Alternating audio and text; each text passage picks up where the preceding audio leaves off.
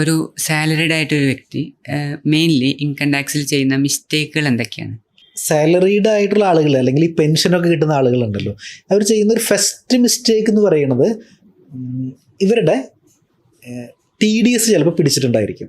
For example, ഒരാൾക്ക് 15 ലക്ഷം രൂപയാണ് salary, അപ്പോൾ ഇദ്ദേഹത്തിന് TDS പിടിച്ചിട്ടുണ്ടായിരിക്കും. അല്ലാന്നുണ്ടെങ്കിൽ ഇപ്പോൾ പെൻഷൻ ആയിക്കോട്ടെ, ഇത്ര രൂപയുണ്ട്, അപ്പോൾ TDS പിടിച്ചിട്ടുണ്ടായിരിക്കും. അപ്പോൾ അവർ പല ആളുകളും വിചാരിക്കണ ഒരു ഇതെന്ന് പറയുന്നത് ഇവരുടെ ടാക്സ് ഒക്കെ പിടിച്ചിട്ടുണ്ടല്ലോ, TDS ഒക്കെ ആയിട്ട് പിടിച്ചിട്ടുണ്ട്, ഇനി ഇൻകം ടാക്സ് റിട്ടേൺ ഫയൽ ചെയ്യണ്ട എന്നാണ് പലരുടെയും ഒരു മിസ്കൺസെപ്ഷൻ. അങ്ങനെയാണ് അവർ നോക്കുമ്പോൾ ടാക്സ് ഒക്കെ പിടിച്ചിട്ടുണ്ട്, ഇനി എന്തിനാണ് ഞാൻ ഫയൽ ചെയ്യണത്?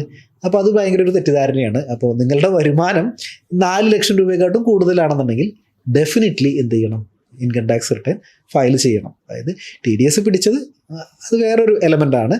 പക്ഷേ നമ്മൾ ഡിക്ലെയർ ചെയ്തുകൊണ്ട് ഓക്കെ ടാക്സ് ഒന്നും അടയ്ക്കാനില്ലെങ്കിൽ അടയ്ക്കേണ്ട, അല്ലാന്നുണ്ടെങ്കിൽ ചിലപ്പോൾ നിങ്ങൾക്ക് റീഫണ്ട് ആണെന്നുണ്ടെങ്കിൽ റീഫണ്ടൊക്കെ കിട്ടണമെന്നുണ്ടെങ്കിൽ ഇൻകം ടാക്സ് റിട്ടേൺ ഫയൽ ചെയ്യണം.